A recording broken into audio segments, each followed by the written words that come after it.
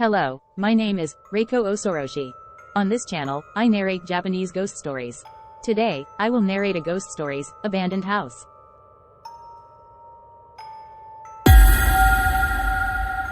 Abandoned house. A story from when I was in 4th grade.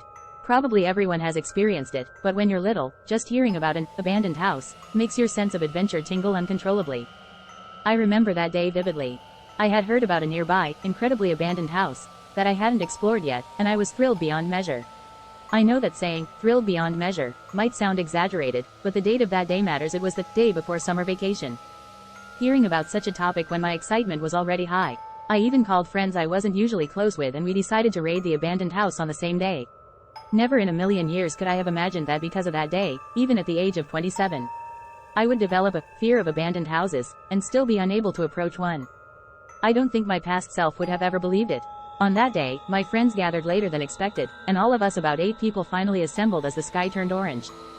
Guided by a friend who knew the way to the abandoned house, we formed a line, pulling each other's backpacks, and marched towards our destination like a line of ants. We arrived at the nearby abandoned house, laughing and giggling, but it was different from what I had expected.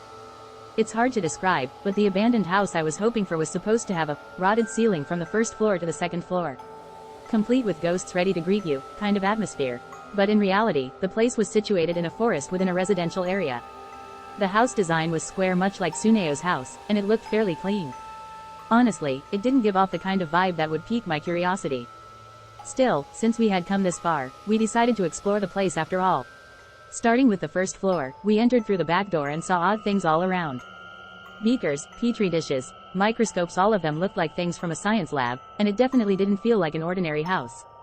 But what interested me more than anything else was the multitude of books neatly arranged on shelves. The house was spacious, with wall-to-wall bookshelves filled with books and documents.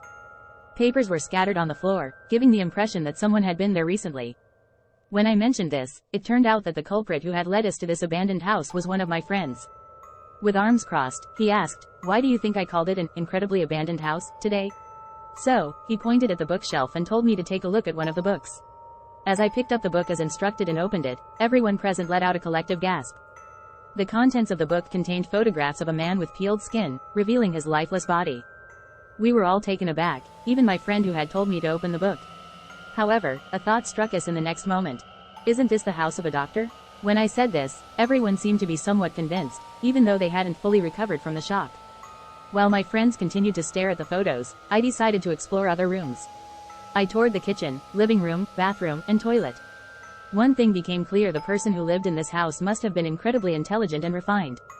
Even a child like me, who had only experienced a short span of life, could understand that everything about this house was beautiful, even if it was beyond my comprehension. Thinking back, the meaning of those photos was different. The room was filled with books, files, and laboratory equipment. I believe it conveyed the idea that the person living here must have dedicated themselves to studying medicine to save people's lives. While my friends were nonsensically lecturing their other friends about a crazy doctor who had lived here, they should have taken a look at the entire house. I later realized that the wish for them to see the whole house should have been directed not at my friends, but at myself. My friends seemed to grow tired of looking at the photos and files. It was getting dark, so we decided to finish our exploration early and come back tomorrow. However, we noticed something strange as we were exploring together. There was no staircase leading to the second floor. After some quick thinking, we concluded that it must be an exterior staircase. I checked around the outside, and there was nothing. There was nothing on either the outside or inside. It made me explore further, and what I found fueled a mixture of anxiety and curiosity. The staircase to the second floor had been removed, and the area where the staircase would have been was sealed with metal plates. The moment we realized this, the concept of curfew vanished from our minds, I believe. Anyway, I wanted to see the second floor no matter what. Once that thought took hold, my imagination started running wild. This is definitely bad. There might be real dead bodies or something. Yeah, that crazy doctor was doing some freaky experiments. Everyone began spouting their own fantasies, and eventually, we decided to use the makeshift rope ladder we had brought to climb to the second floor. Since we had to access it from the outside, we scouted the area around the house first. We found a pipe that looked easy to climb. I, being skilled at climbing trees, went up the rain gutter pipe. Climbing was much easier than I had thought, but something bothered me. I couldn't see anything from the second floor window. Upon closer inspection of the window, newspapers and magazines were taped together with black marker, blocking out every bit of light. It felt as if the intention was to prevent even a single ray of light from passing through. We set up the ladder for everyone to climb, but during the time it took for everyone to reach the top, that matter kept gnawing at me. Once I reached the roof and prepared to enter the second floor room, when I mentioned the window to my friends, they seemed to become anxious, so we took a vote. Those who want to go inside, and those who want to leave as is. Curiosity won out in the end. I led the way and reached for the window. It opened easily. To be honest, I felt both joy and regret. There was no turning back now. I braced myself and opened the window, only to find a smiling woman in a swimsuit smiling back at me. It was a poster. My heart stopped, my friends burst into laughter upon seeing me sigh. I was irritated by their laughter, but more than that, my feelings lightened. Yet, one thing bothered me. Why did the poster have red lipstick on its mouth? Although I had questions, I crossed the window and set foot on the second floor. The hallway was dark and damp, no surprise there.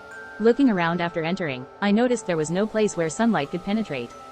Every gap was covered with blacked-out newspapers and magazines, making it impossible for any light to enter this room, regardless of how sunny it might be. Until a moment ago, I had thought that the person living here was intelligent and tasteful. But now, the words of my friends echoed in my mind. A crazy doctor lived here. Definitely bad. There might be real dead bodies or something. I wanted to go back, right away. But curiosity urged us forward. Slowly, we moved forward.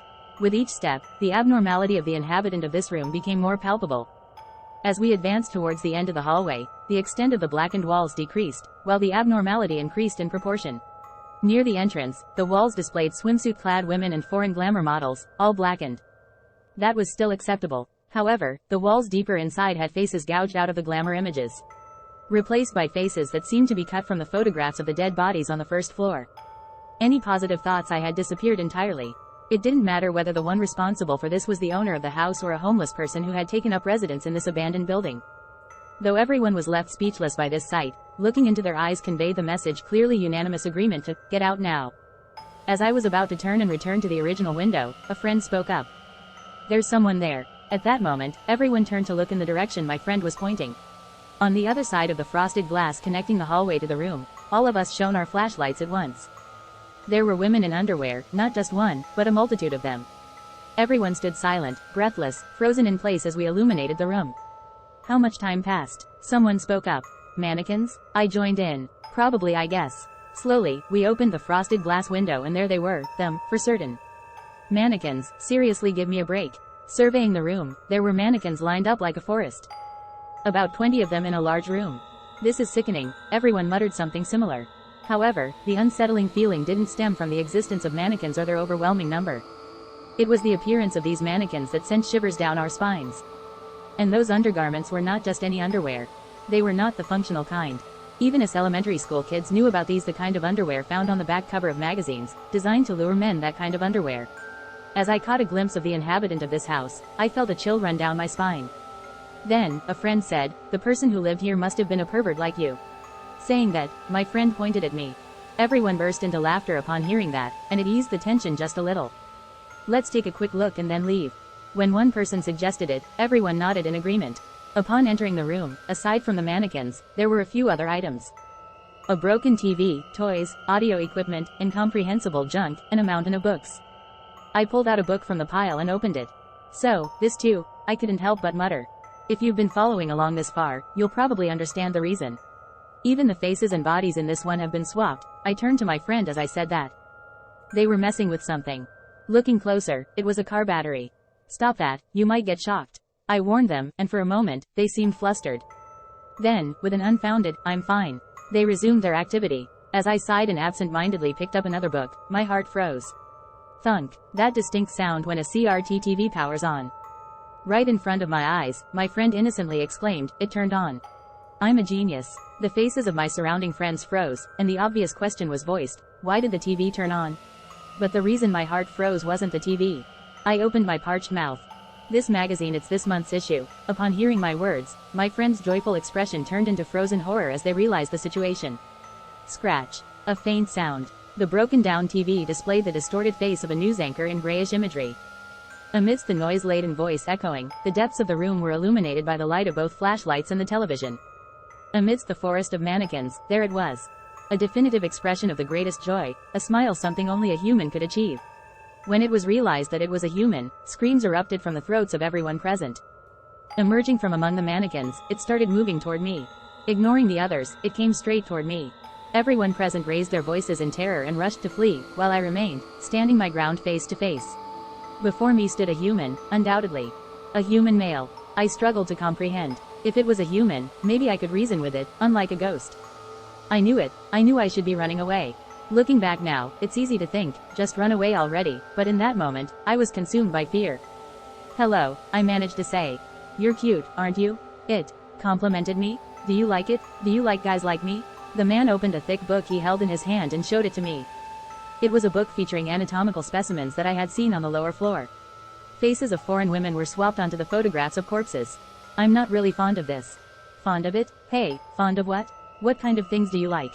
I like that. No, it's no use, even human words stopped coming out. It might be the end for me. Hey, when I looked to the side, 2 of my friends were calling out to me, tears in their eyes. In the next moment, I found myself running toward my friends as if propelled. I sprinted through the hallway with all my might, thinking my legs might give out at any moment. Without looking back even once, I flew out of the window as if tumbling. Other friends were waiting with beer bottles, hammers, and the weapons we had gathered.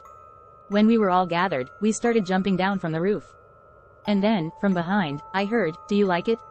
The moment I heard those words, goosebumps covered my entire body, and I instinctively turned around.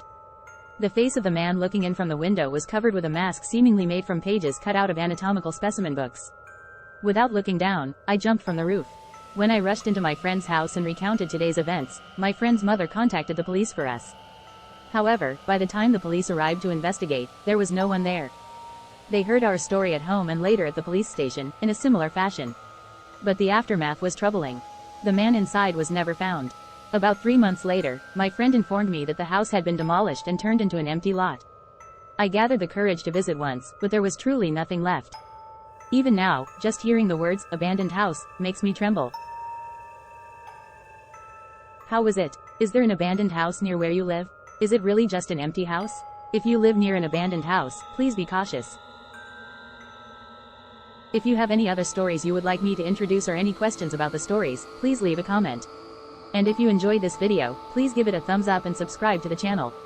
Thank you, and stay tuned for the next episode.